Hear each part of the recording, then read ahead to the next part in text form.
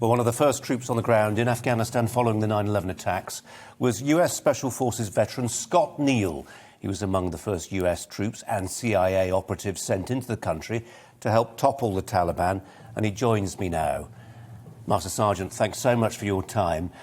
We begin to forget, don't we, the sheer visceral terror and horror and disgust at the 9/11 attacks, the way it made people feel, the thirst for vengeance it unleashed. You were one of the people who first arrived in theatre to try and track down those responsible. Eventually, America got its man. Eventually we did. You know, the early days, we were sent in 19 October of 2001. We didn't know exactly what hold Al-Qaeda had on the Taliban, so our mission was very simple, and that was to disrupt the Taliban government and separate them from Al-Qaeda. We were very successful in the first 90 days. And now if you look almost 10, 11, 12 years later, we finally got bin Laden. Now it's 20 years later, and we're seeing the crisis unfold that's happening in our television today.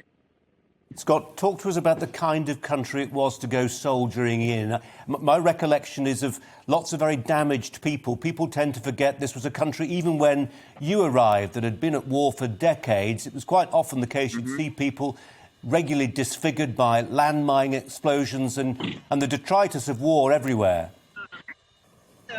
Right. I think when we first went in and we started fighting with the Mujahideen soldiers, what we saw was all of them wanted to come help fight the Taliban. The Taliban were very brutally oppressed. I remember one Mujahideen soldier walking 5 miles with a artificial leg just to get into the fight. They were so happy we had come to separate really the brutality of the Taliban from the simple tribal life that they all wanted to lead.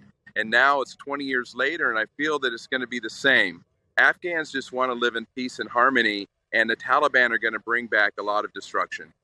Scott, why do you feel it was that the Afghan army didn't last as long as some people expected and hoped they would?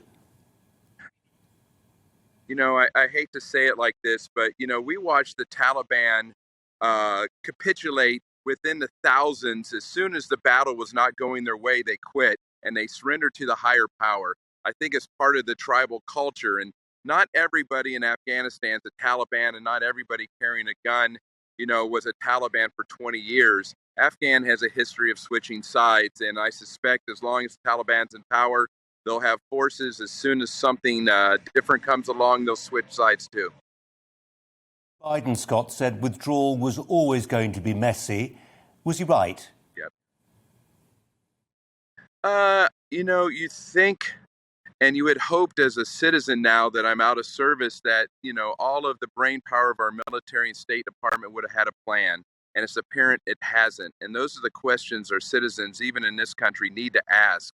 You know, whether it was going to happen 10 years ago or it could have happened 5 years ago, why wasn't this thought out? And why weren't these scenarios played? And why wasn't there a plan to be enacted? Scott, I know when, certainly in the early 2000s, travelling around America, it was really striking that guys like you, I mean, you were a Green Beret, but people, Americans who served, were in uniform, you'd go into an airport lounge, they'd walk in and people would stand up, sometimes they'd applaud. Yeah. Is that veneration and affection in which American service personnel are held, largely, I would argue, as a consequence of what happened, particularly in Afghanistan? Is it still holding? Is it still true? Very much so. Everywhere I go, especially today, you know, today's no better day than thank a veteran for their service. You have a lot of other veterans who are doubting themselves. So I've received tremendous amount of phone calls. I've reached out to friends I haven't heard in a while. We want to understand that we were proud of our service. And at the time, it was what our country needed. Today, we're all confused and we all deserve our answers. Neil, there are still many questions to be put, that's for sure, but we appreciate your time. Yeah. Thanks very much. Thank you. Thank you. Have a good day. You too.